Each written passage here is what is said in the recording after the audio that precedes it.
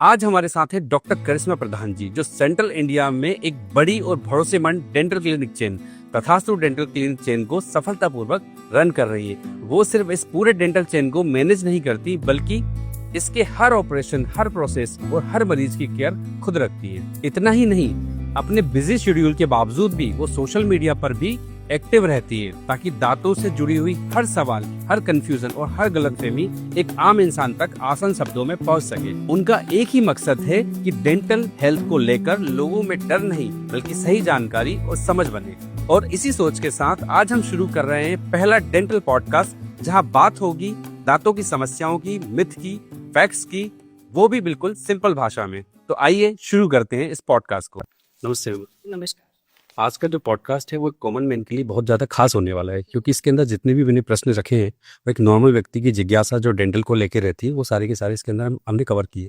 तो सबसे पहला जो मेरा प्रश्न है वो ये है कि आजकल मार्केट में कई तरह के टूथपेस्ट चल रहे हैं, जैसे वाइटनिंग वाले, चारकोल वाले, क्रिस्टल वाले, आजकल सॉल्ट वाले भी सुनने में आया कि सॉल्ट वाले भी चल रहे हैं। तो कॉमन मैन के लिए सबसे बेस्ट टूथपेस्ट कौन सा है जो दांतों और मसूड़ों दोनों के लिए अच्छा हो?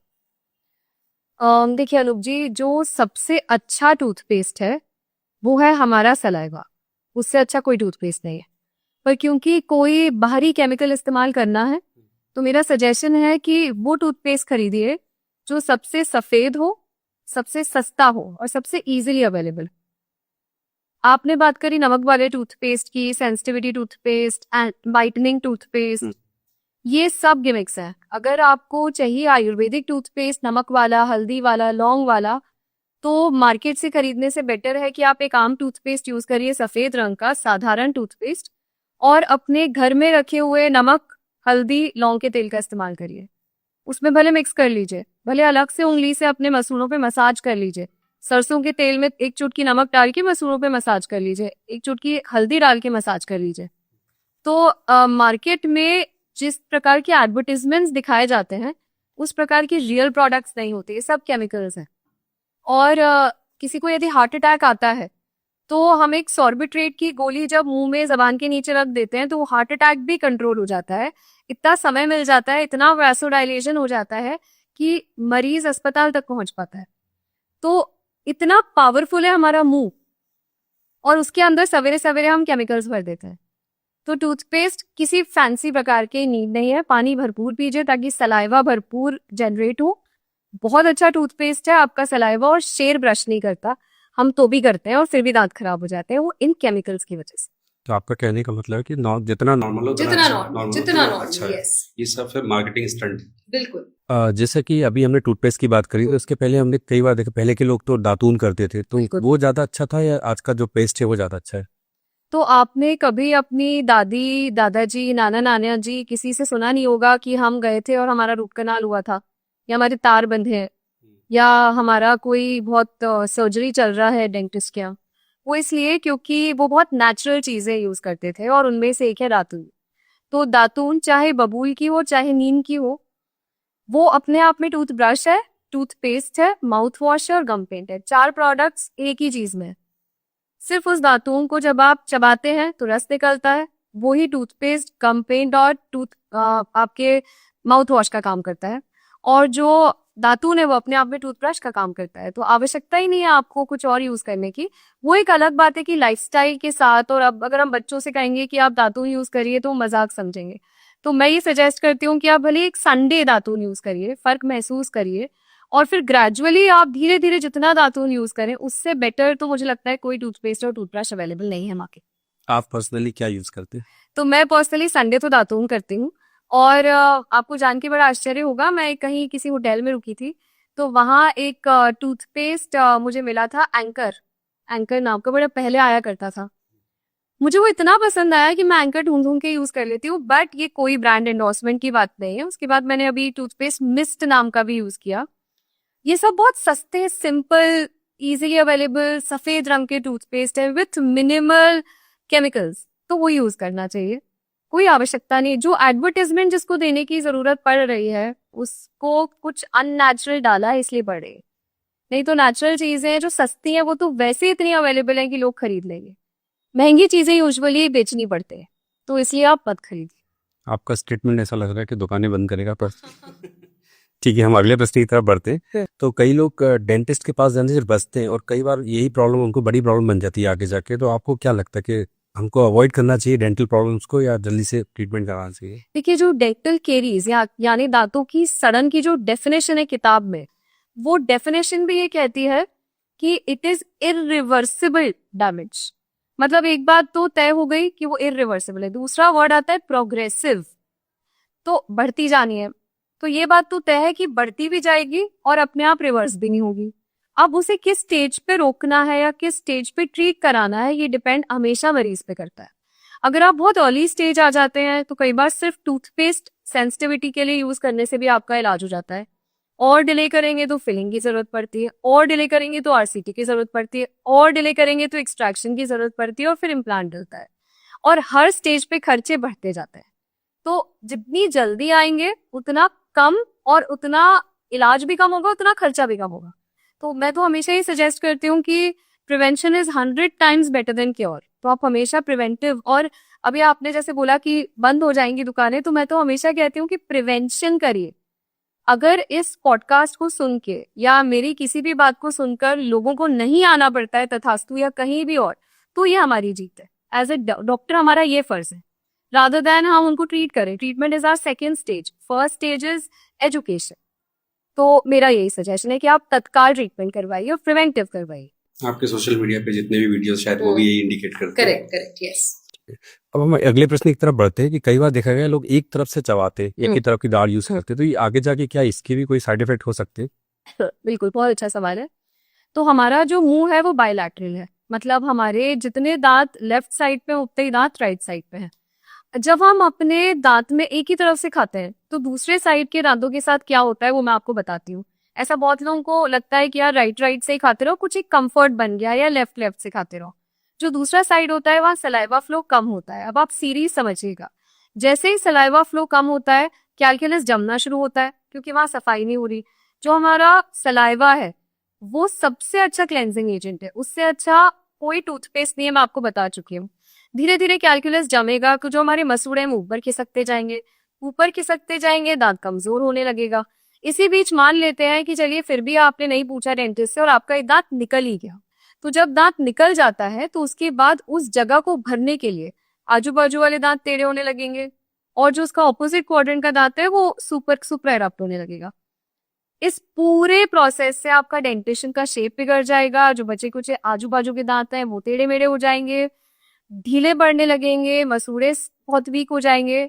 तो it is a very bad idea to chew from one side. आपको दोनों तरफ ईश्वर ने दिया ही इसलिए है ताकि आप दोनों तरफ का इस्तेमाल करें। ये तो दांतों में हम ऐसा करते हैं, वरना आप देखिए कि हम आंख कभी इमेजिन कर सकते हैं क्या एक ही आंख से देखेंगे? थोड़ी भी दिक्कत होती है हम तुरंत जाते हैं, लेकिन दांतों को लेके थोड़ा सा व्यक्ति इतना कॉशियस नहीं है। मतलब बड़ी प्रॉब्लम को आ सकती है अगर हम एक ही तरफ से चबाते हैं बिल्कुल। तो। अगला जो मेरा प्रश्न है, क्या ब्रश करना ही काफी है दांतों के लिए? इसके लिए भी कुछ हमको एक्स्ट्रा कुछ केयर करने की जरूरत होती है दांतों के लिए? देखिए, दांतों की सबसे बेहतरीन केयर है खूब सारा पानी पीना। ब्रश तो बहुत सेकेंडरी है, तो जो बहुत प्राइमरी चीजें हैं मैं वो पहले बता देती हूँ। सबसे जरूरी मुंह में थूक है, तो आपका जितना थूक प्रोड्यूस होगा उतना आपके लिए अच्छा है। थूक कैसे प्रोड्यूस होगा? पानी पीने से। दूसरी जरूरी चीज ये है कि आप मुंह से सांस ना लें। बहुत से लोग मुंह से सांस लेते हैं नाक से सांस लेने की बजाय, तो उसकी वजह से मुंह ड्राई होने लगता है, इसे जीरोस्टोमिया कहते हैं हमारी भाषा में। तीसरा, अगर आपको मुंह ड्राई लगता है बिकॉज ऑफ एनी रीजन, तो आप तत्काल इसका रीजन पता करें, क्योंकि इसका रीजन डायबिटीज या थायराइड भी हो सकता है। अब आते हैं टूथब्रश, टूथपेस्ट, इन सब पे। सिंपल दिन में 2 बार ब्रश करिए, सवेरे उठने के बाद और रात को सोने से पहले। सवेरे उठकर इसलिए ब्रश करते हैं ताकि मुंह से अच्छी खुशबू आए, रात को इसलिए ब्रश करते हैं ताकि दिन भर जो खाया है वो दांत में जो फंस गया है वो साफ हो जाए और रात को बैक्टीरिया इस खाने पे दावत ना करे। उसी से दांत खराब होते हैं। उनने जो खाया, उनके डाइजेशन से जो बाय प्रोडक्ट प्रोड्यूस होगा, उन केमिकल से हमारे दांत सड़ते हैं। तो आप दिन में 2 बार ब्रश करेंगे, it is more than enough. और पानी भरपूर पीजिए, खाना अच्छा खाइए, नॉर्मल रूटीन अच्छा रखिए। I think that's more than sufficient. आजकल एक ट्रेंड भी है, लोग माउथ वॉश यूज करते हैं। तो ये सिर्फ हमारी हेल्थ को इम्प्रूव करता है या सिर्फ फ्रेशनेस फील देता है हमें? देखिए, मैं तो किसी भी केमिकल के बहुत ही विरोध हूँ। अब माउथ वॉश की बात करते हैं तो माउथ वॉश में जो ड्रग होता है इट इज कॉल्ड क्लोरहेक्सिडिन। वैसे बच्चों में तो ये देना ही नहीं, इट इज कॉन्ट्राइंडिकेटेड, फिर भी बच्चों को भी दे देते हैं। बड़ों में आते हैं तो माउथ वॉश का दरअसल काम दो है, बैक्टीरिया को मारना या बैक्टीरिया को रोकना। हम जो बैक्टीरियाज मार रहे हैं मुंह में, वो बैक्टीरियाज हमारे दुश्मन नहीं है, वो हमारे दोस्त भी हैं और दुश्मन भी हैं। अगर हम उनके साथ बुरा करते हैं तो ही वो हमारे साथ बुरा करते हैं। हम कैसे बुरा करते हैं? अगर हमारी इम्यूनिटी कम हो जाती है तो उन्हें मौका मिलता है अटैक करने का, अदरवाइज वो कुछ भी नहीं करते। तो माउथ वॉश आप जब मुंह में डालते हैं तब वो आपके पेट में भी इंजेस्ट हो रहा है। थोड़ी देर पहले मैंने आपको बताया कि हम एक सॉर्बिट्रेट की गोली डालते हैं, वो अब्सॉर्ब हो जाती है और हार्ट अटैक प्रिवेंट हो जाता है। इमेजिन आप कोई भी ड्रग मुंह में डाल रहे हैं तो वो जा ही रहा है, आपके पेट में, आपकी नसों में जा ही रहा है, तो उसको 100% अवॉइड करना चाहिए। एक बात और बता दूं मैं आपको, अगर माउथ वॉश बहुत लंबे समय तक यूज किया जाता है, क्योंकि हमें ऐसा लगता है डॉक्टर ने लिखा है जब तक बॉटल खत्म नहीं होगी तब तक पूरा परिवार यूज करेगा, तो उससे दांत पीले पड़ने लगते हैं और मुंह में मेटालिक टेस्ट आने लगता है। तो it should not be used until prescribed by the doctor and उतने ही ड्यूरेशन के लिए जितने ड्यूरेशन के लिए डॉक्टर ने प्रिस्क्राइब किया है। अगर किसी का दांत ठीक दिख रहा है और स्ट्रांग भी दिख रहा है तो जरूरी है कि वो अंदर से भी अच्छा हो? देखिए, मोस्टली दांत जब अच्छे दिखते हैं तो वो अच्छे होते हैं। एक बहुत अच्छे डॉक्टर हैं, मैंने ब्लड टेस्ट कराया था और मेरे ब्लड टेस्ट में कुछ आया, ब्लड WBC बढ़ा है ये वो, और मैं बिल्कुल नॉर्मल दिख रही थी। मैंने कहा मुझे बहुत अच्छा लग रहा है, मैंने जस्ट रूटीन चेकअप कराया और कुछ गड़बड़ दिखा तो मैं आपको दिखाने आ गई। तो उन्होंने मुझे बहुत अच्छी बात बोली कि देखिए हम रिपोर्ट्स का इलाज नहीं कर रहे हैं, हम आपका इलाज कर रहे हैं, आप अच्छी हैं। मैंने कहा हाँ। तो उन्होंने कहा कोई इलाज की नहीं।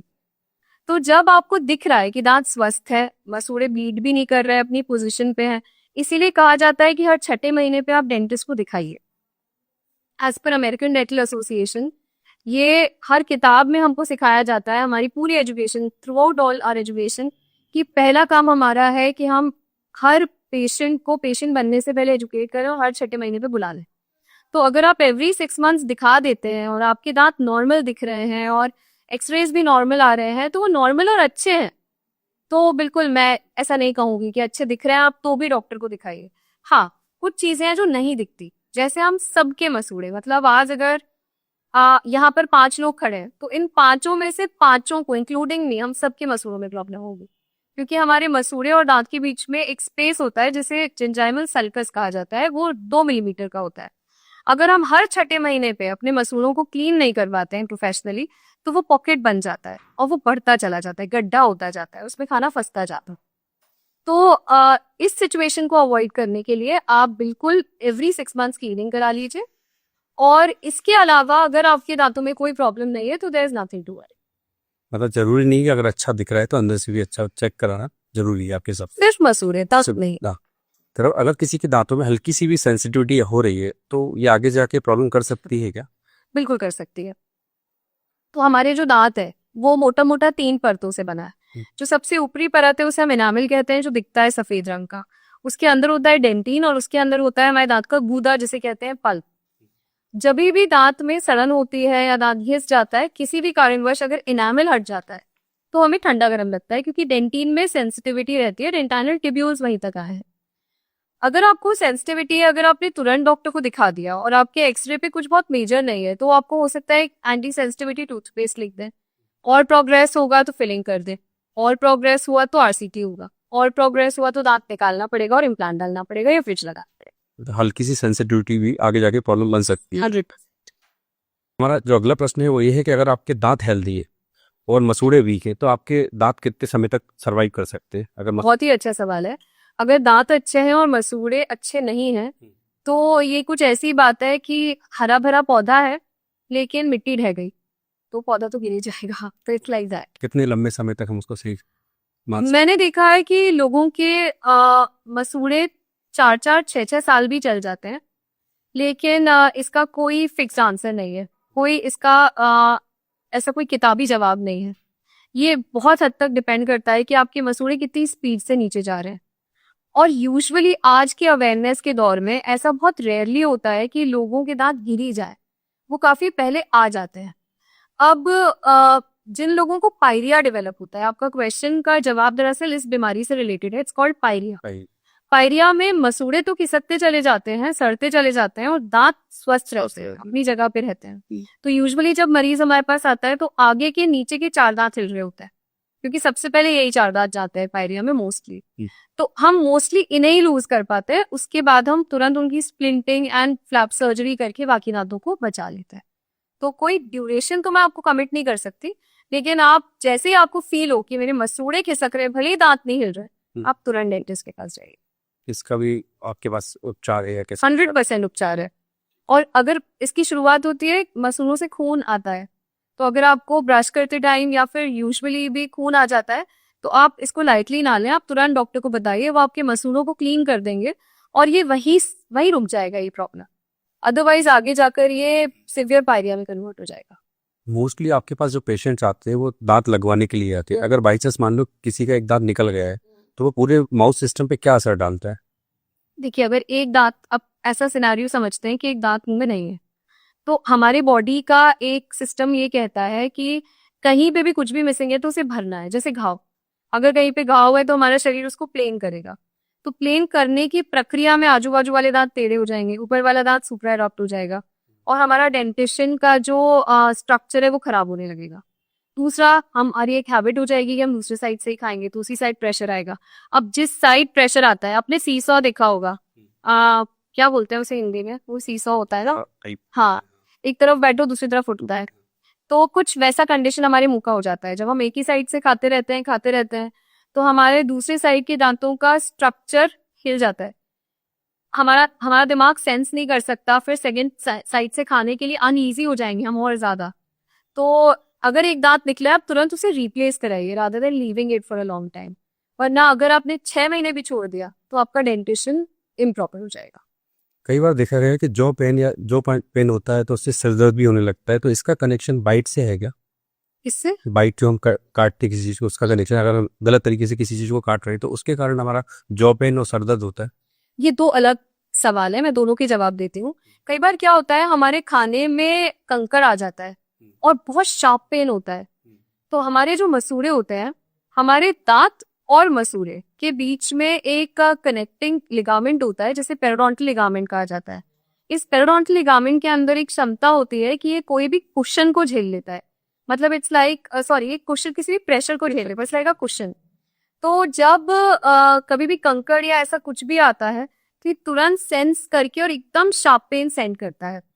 तो ये हमारे दांत का एक फंक्शन है, इट इज गुड। अगर आप, वरना आपको पहचान में ही कैसे आएगा कि हमारे मुंह के अंदर कुछ ऐसा फॉरेन पार्टिकल आया है। आप देखिए, हमारा मुंह एक बाल भी जज कर लेता है, एक बाल भी होगा तो इतना ज्यादा ब्लड एंड नर्व सप्लाई है हमारे मुंह के अंदर।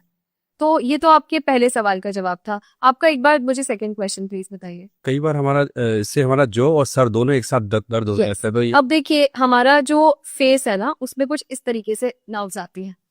अब ये जो नर्व्स हैं, ये सब इंटरकनेक्टेड है। तो आपने सुना होगा कि दांत दुख रहा था, कान भी दुखने लगा, सर भी दुखने लगा, these are all interconnected nerves.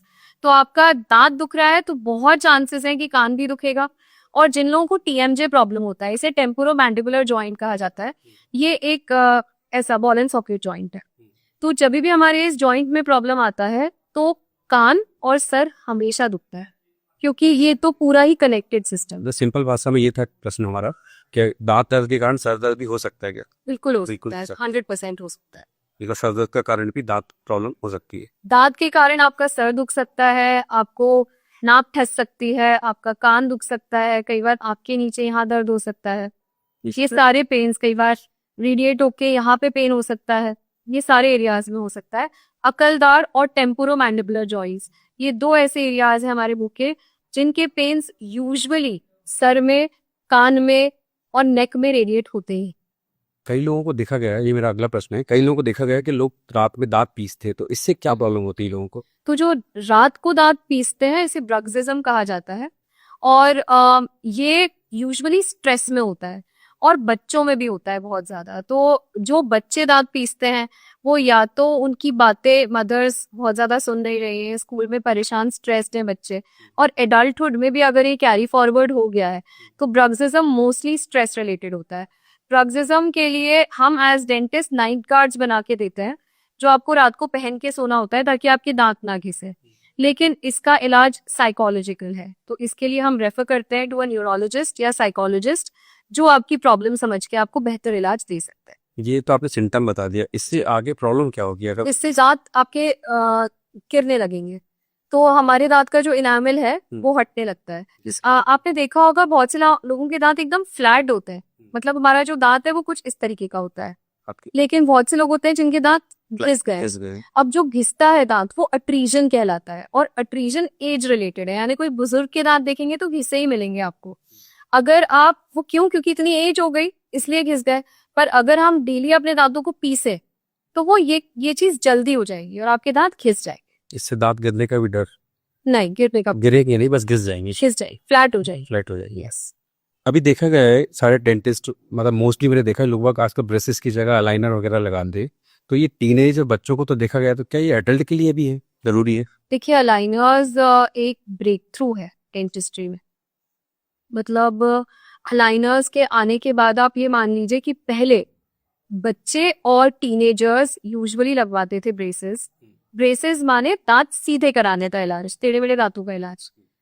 आज की तारीख में इवन बुजुर्ग करा लेते हैं बिकॉज ऑफ अलाइनर्स, क्योंकि अलाइनर्स दिखते नहीं है। अब मैं हूँ, आप हैं, हम लोग प्रोफेशनल्स हैं, हम लोग रोज ऑफिस जाते हैं, लोगों से मिलते हैं, हमारी एज में ब्रेसेस ऑकवर्ड लगता है, हमारी पोजीशन पे ब्रेसेस ऑकवर्ड लगता है, लेकिन अलाइनर्स दिखते ही नहीं है। तो आज की तारीख में अगर मैं चाहूँ या आप चाहें कि नहीं यार हमको हमारा ना थोड़ा सा और शेप सुधारना है या पोजिशनिंग ठीक करनी है, तो aligners is the best thing available in the market, और हर कोई करा सकता है। अलाइनर, मेरा जो प्रश्न था वो इस तरह से था कि ये सिर्फ बच्चों या टीनेज के लिए है या फिर ये एडल्ट के लिए भी, तो ये एडल्ट पे भी काम करता है? 100% ये एडल्ट्स पे भी काम करता है, ये बच्चों पे भी काम करता है, टीनेजर्स पे भी करता है। देखिए, ऐसा नहीं है कि ब्रेसेस नहीं करते एडल्ट्स पे काम, ब्रेसेस भी हर एज पे काम करता है, लेकिन सबसे अच्छा एज दांतों को सीधा करने का 12 साल तक की उम्र होता है। 12 के अराउंड आपको कराना चाहिए। अगर आपसे मिस आउट हो गया है तो आप ब्रेसेस भी लगवा सकते हैं, 50 साल की हो गया ब्रेसेस भी लगवा सकते हैं, लेकिन अलाइनर्स में फायदा ये है कि वो दिखते नहीं है, बस एक बेनिफिट है। डेंटल इम्प्लांट को लास्ट ऑप्शन क्यों माना जाता है? मैं तो बोलती हूँ डेंटल इम्प्लांट को फर्स्ट ऑप्शन मानिए। अगर आपका दांत मिसिंग है तो डेंटल इम्प्लांट से बेटर कोई इलाज नहीं है, क्योंकि अब तो बेसल इम्प्लांट्स आ गए हैं। वो इम्प्लांट्स आ गए हैं जो आज आपको अगर इम्प्लांट डाला है तो 3 दिन में दांत लग जाएगा, कई बार 24 घंटे में दांत लगा के दे देते हैं। और ब्रिज जो पद्धति थी, जिसे हम फिक्स पार्शियल डेंचर कहते हैं, उसमें आपके आजू बाजू वाले दांतों को हमें काट के छोटा करना पड़ता है और फिर दांत को बिठाना पड़ता है। तो आज तो इतनी अच्छी टेक्नोलॉजी है कि आजू बाजू वाले दांतों को छेड़ने की नीड ही नहीं है और इमिडिएटली आपको इम्प्लांट डल के क्राउन लग जाता है।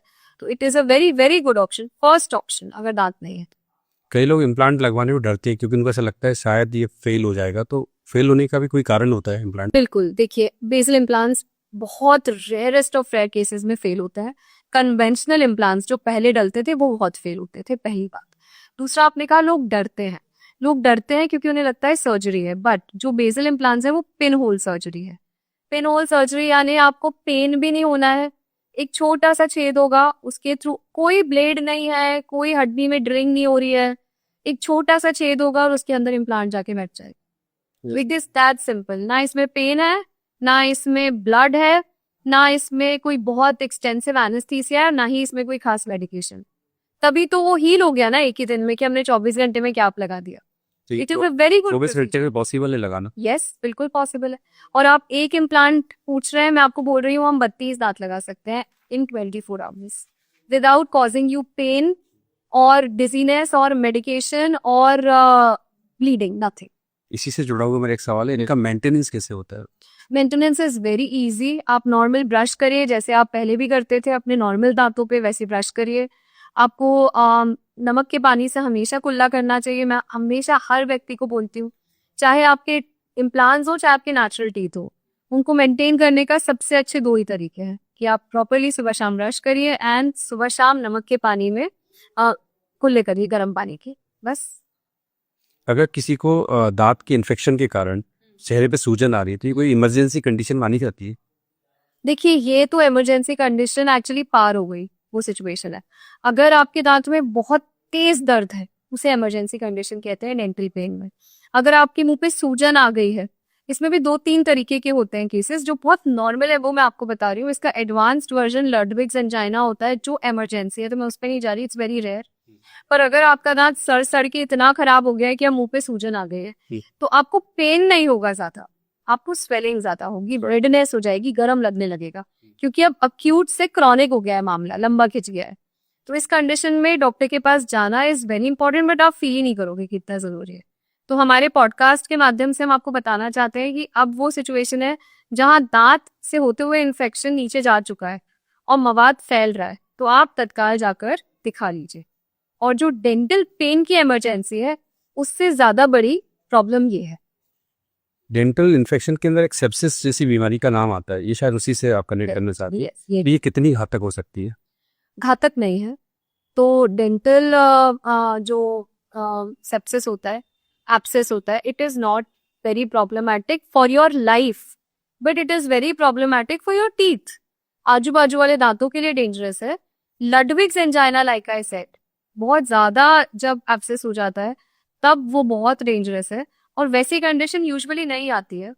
तो मवाद अगर आपके दांत में हो गया है, तो हमारे दांत और मसूड़ों के बारे में एक बहुत अच्छी बात यह है, मवाद वहां फैलता है जहां पर उसको निकलने की जगह ही ना मिले, वहां वो अंदर ही अंदर फैलेगा।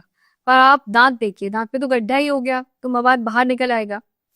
फिर मसूड़ा है, तो वहां से ना निकला तो मसूड़े के माध्यम से निकल आएगा, और जो मसूड़े से भी नहीं निकला और दांत में से भी नहीं निकला, तो वो अंदर ही अंदर छेद करके साइनस ट्रैक्ट बनाकर हड्डी पार करके मसूड़े से निकल आता है। तो वो अंदर फैलने के चांसेस बहुत कम है।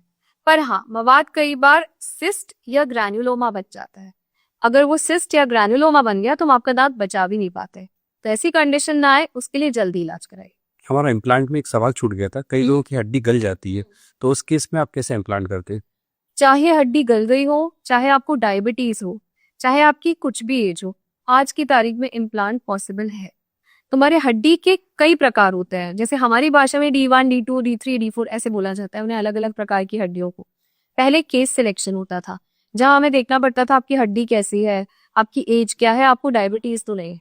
आज ये नहीं देखना पड़ता। अगर आपकी हड्डी जो बिल्कुल खराब हड्डी होती है उसे हम भूसे जैसी हड्डी कहते हैं, अगर वो सिचुएशन भी है तो भी इम्प्लांट डल सकता है, और तो भी उस पे क्राउन लग सकता है। क्योंकि जैसे मैंने बोला कि अब वो स्क्रू नहीं डलता, अब तो एक रॉड है, वो सीधे अंदर जाकर वहीं पे ऑस्टियो इंटीग्रेट हो जाएगी। तो जितनी बची कुची हड्डी है उसी से इंटीग्रेट हो जाएगी। मतलब इसमें बहुत मेजर हड्डी की जरूरत नहीं। नो, अब नॉट एनी मोर। अभी आपने इसी में जिक्र किया डायबिटीज पेशेंट का, तो एक डायबिटीज पेशेंट और एक नॉर्मल पेशेंट में क्या अंतर रहता है डेंटल, अगर वो आपके पास आता है तो? बहुत से पेशेंट ऐसे आते हैं जिन्हें पता ही नहीं होता कि उन्हें डायबिटीज है, हम बताते हैं। क्योंकि डायबिटीज के पेशेंट्स के लिए के बहुत सारे लक्षण होते हैं जो मुंह में मिल जाते हैं। उनके फॉर एग्जाम्पल उनके मसूड़े ज्यादा डैमेज मिलेंगे, उनका मुंह ज्यादा ड्राई मिलेगा, उनकी केरीज सॉल्व नहीं हो रही होगी, उनके मुंह में मवाद बन गया होगा, वो साइनस ट्रैक्ट बन के निकल रहा होगा। तो ऐसे बहुत सारी चीजें हैं जो कि हम आपको बता सकते हैं उनका मुंह देखकर। अब डायबिटीज पेशेंट्स के लिए क्या डेंटल ट्रीटमेंट ज्यादा प्रॉब्लमैटिक है या फिर डेंटल प्रॉब्लम ज्यादा इंटेंसिव है? तो देखिए, डायबिटीज का अर्थ पहले समझते हैं। ये वो बीमारी है जिसमें हमारे जो ब्लड है उसमें शुगर बढ़ गई, ग्लूकोज लेवल बढ़ गया है। आप यहाँ पे भी मीठा रख देंगे तो चींटी आ जाएगी। ऐसे ही खून में जब बढ़ता है शुगर लेवल तो बैक्टीरियाज आते हैं और कीटाणु उस पर ज्यादा अटैक करते हैं। वही हमारे मुंह में हो रहा है कि अगर आपके दांत में इन्फेक्शन हुआ और आप डायबिटिक है, तो वो इन्फेक्शन सॉल्व करना हमारे लिए थोड़ा बड़ा टास्क होता है, क्योंकि उसको बैक्टीरिया खत्म करते जाना है एट एवरी स्टेप। इसके अलावा अब तो टेक्नोलॉजी इतनी अच्छी आ गई और सिंगल सिटिंग में रूट कनाल हो जाता है, वो भी बहुत कम एंटीबायोटिक्स के साथ। तो बहुत ज्यादा अब इतना इंटेंसिव ट्रीटमेंट नहीं रहता। हमने जनरली देखा है कई लोगों के जब ऑपरेशंस होते हैं, अगर वो डायबिटिक है तो उसको डायबिट कंट्रोल करने के लिए एक टाइम पीरियड दिया जाता है, उसके बाद ही इसको ट्रीट किया जाता है। तो ऐसे ही डेंटल में भी होता है क्या? तो कुछ प्रोसीजर्स ऐसे होते हैं, जैसे कि आपकी अकलदार निकालना। अब अकलदार निकालना एक प्रॉपर सर्जिकल प्रोसेस है, माइनर सर्जिकल प्रोसेस है, जिसमें हमें थोड़ा सा बोन हटाना पड़ता है। उस केस में हमारे लिए बहुत जरूरी है कि आपकी डायबिटीज कंट्रोल हो, वरना आपका जो घाव बना है वो भरेगा कैसे? इम्प्लांट में तो ऐसा है, घाव ही नहीं बना ना, लेकिन दांत निकालने में तो घाव बन रहा है। उस घाव को हील करने के लिए हफ्ता 10 दिन लगता है बॉडी को। वो समय डायबिटीज कंट्रोल रहनी चाहिए, वरना वो डिले हो जाएगा। तंबाकू, गुटखा, स्मोक, ये सब तुरंत दर्द नहीं देते या प्रॉब्लम भी नहीं देते, उसके बाद भी इसको क्यों मतलब रोका गया है दांतों के लिए? तो तेल, मसाला, मक्खन, बाहर का खाना, ये भी कहाँ एकदम से हार्ट अटैक देते हैं। तो भी अवेयरनेस अब हो ही गई है कि हमको नहीं खाना चाहिए। देखिए क्या होता है कि स्मोक, तंबाकू, इनके अंदर निकोटीन है।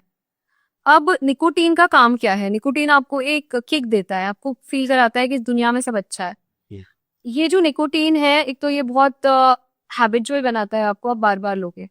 जब भी आप स्मोक करते हैं, एंड मैं स्टार्ट करती हूँ अल्कोहल से, जब भी आपने अल्कोहल कंज्यूम किया, उसके इमिडिएटली बाद स्मोक किया, तो ये तो बहुत डेंजरस सिचुएशन है, क्योंकि अल्कोहल के बाद आपका जो मुंह है वो ड्राई हो गया है, and it is easily absorbable condition. तो आप जब स्मोक करते हैं तो वो बहुत तेजी में अब्सॉर्ब हो जाती है, और हमारे जैसे ही मुंह में अब्सॉर्ब होता है सीधे ब्लड सप्लाई में चला जाएगा।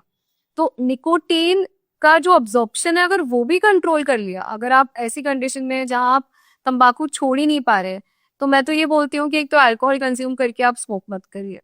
दूसरा मैं ये कहती हूँ, अगर आपको बहुत हैबिचुअल हो ही गए आप तंबाकू के लिए, तो कम से कम कंज्यूम करिए, धीरे धीरे धीरे धीरे करके उसको कम करते जाइए। और निकोटीन ही वो एक चीज है जिसको आप लेते जाएंगे तो इट इज लाइक, आपने देखा होगा, दो कंडीशन आपको मैं बता देती हूँ, एक होता है OSMF, एक होता है ल्यूकोप्लेकिया। तो आपने देखा होगा बहुत से लोग होते हैं इनका मुंह ही नहीं खुलता, छोटा हो जाता है मुंह। हमारी बॉडी का एक रिस्पॉन्स है, और ल्यूकोप्लेकिया में एक सफेद रंग की झिल्ली बन जाती है मुंह में।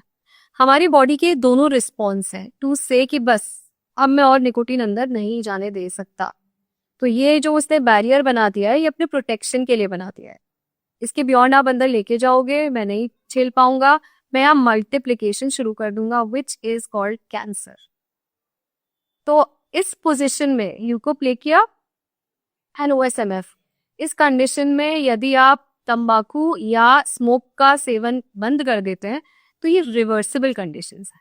ये वापस आपका मुंह भी खुलने लगेगा, फाइबर्स ठीक हो जाएंगे, और ल्यूकोप्लेकिया भी ठीक हो जाएगा। तो इसके बियॉन्ड आप लेके गए तो आपको कैंसर होने की संभावना है। फर्स्ट साइन क्या होता है कैंसर होने का? अगर किसी के मुंह में कैंसर की शुरुआत हो रही है तो आप कैसे उसको बताते हैं या कैसे वो पता कर सकते OSMF एंड ल्यूकोप्लेकिया, ओरल सब म्यूकस फाइब्रोसिस एंड ल्यूकोप्लेकिया। हैं? ये किसी प्रकार का टेस्ट है?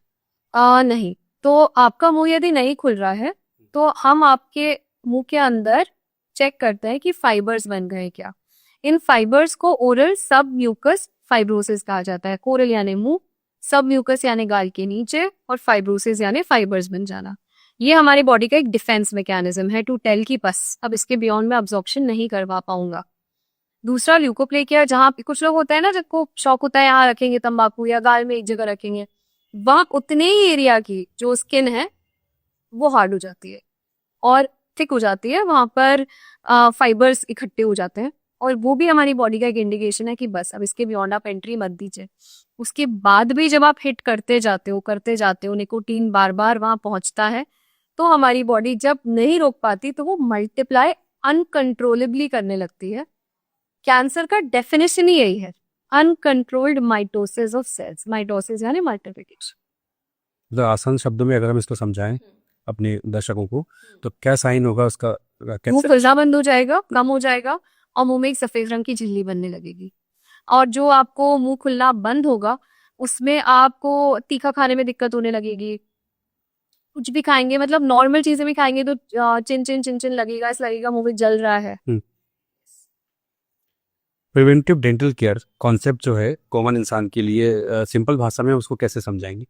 सिंपल 4-5 चीजें करिए। दिन में 2 बार ब्रश करिए, साधारण टूथ पेस्ट से करिए, टूथब्रश बिल्कुल सॉफ्ट यूज करिए, गोल गोल ब्रश करिए, तेज खच मत करिए, माउथ वॉश मत यूज करिए, कुनकुने पानी में नमक डालकर, सरसों के तेल में हल्दी डालकर मुंह में मालिश करिए, कुनकुने पानी से आप कुल्ला करिए।